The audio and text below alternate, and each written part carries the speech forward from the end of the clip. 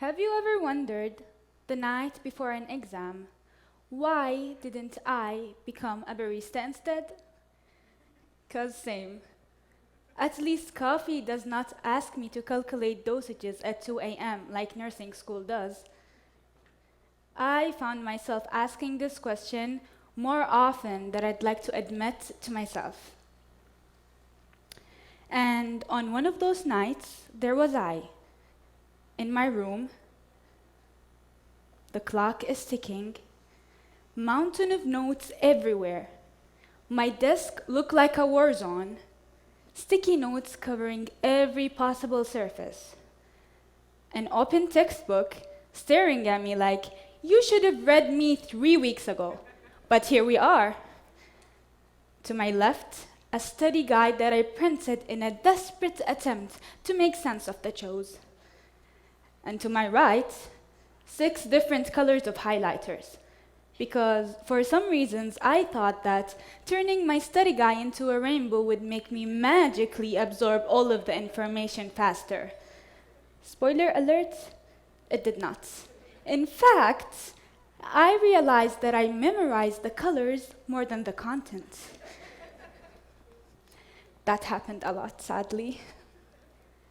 I sat there, staring at my notes, full panic mode, because in few hours I am somehow expected to download all of this information into my head just like a USB drive. Just plug me in, download the information, and voila, I'm ready. Why? Because tomorrow I'm going to take all of this information, dump it into a piece of paper, and once the exam is over, poof, everything disappears from my brain forever.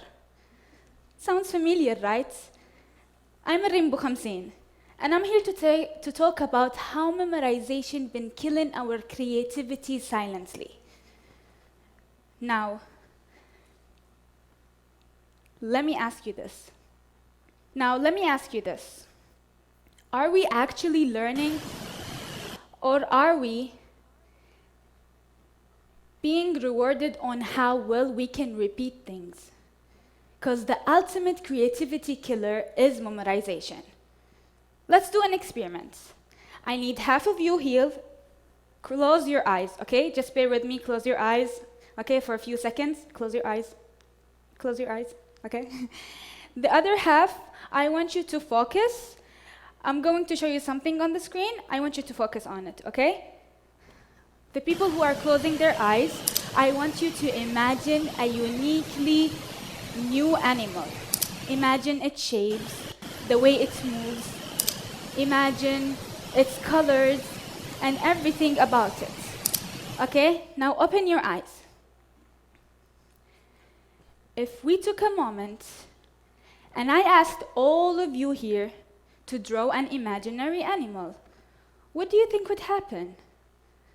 The people who I showed the video to, your animal would probably look a lot like the video I show you.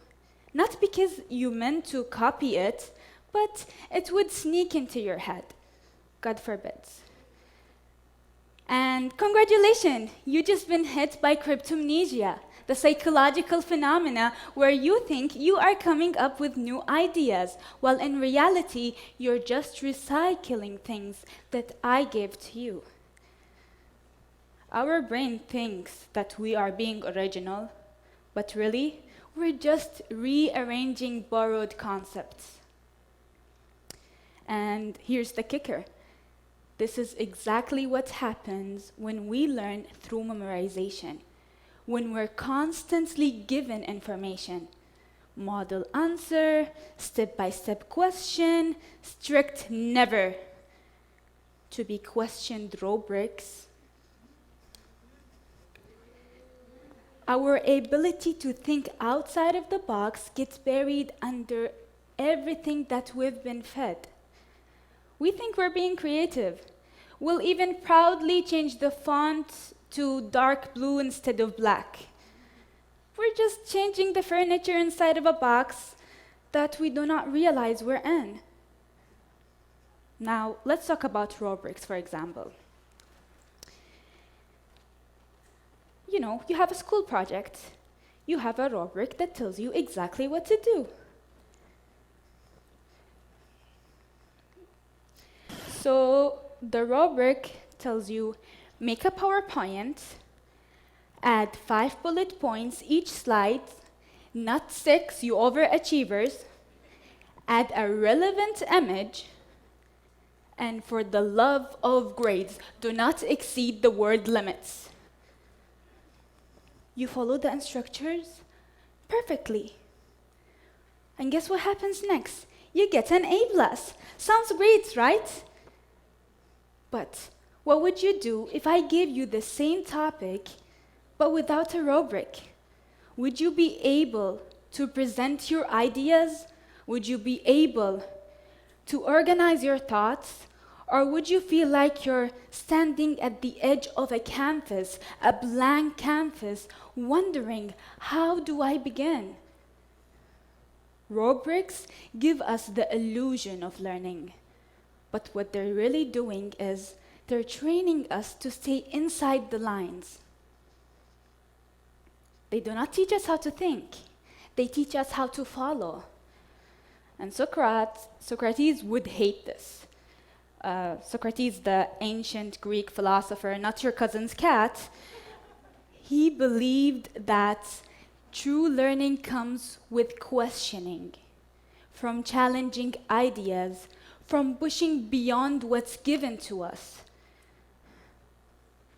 Our educational system encourages students to memorize. They do not encourage students to question things. Imagine if Einstein memorized Newton's laws instead of questioning them.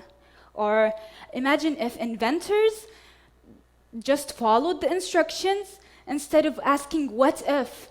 We are taught that success comes when we follow the rules, when we get things right.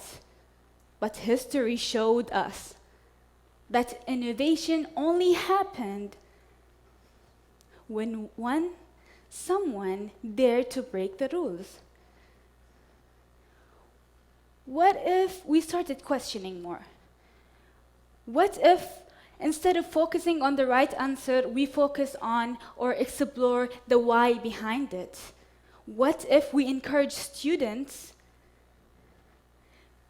to ask more questions? We encourage students to doubt, to challenge, to rethink.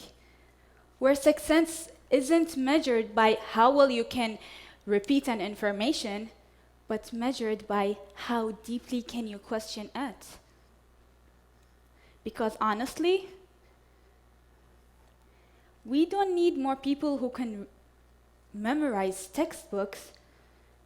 We need people who can think.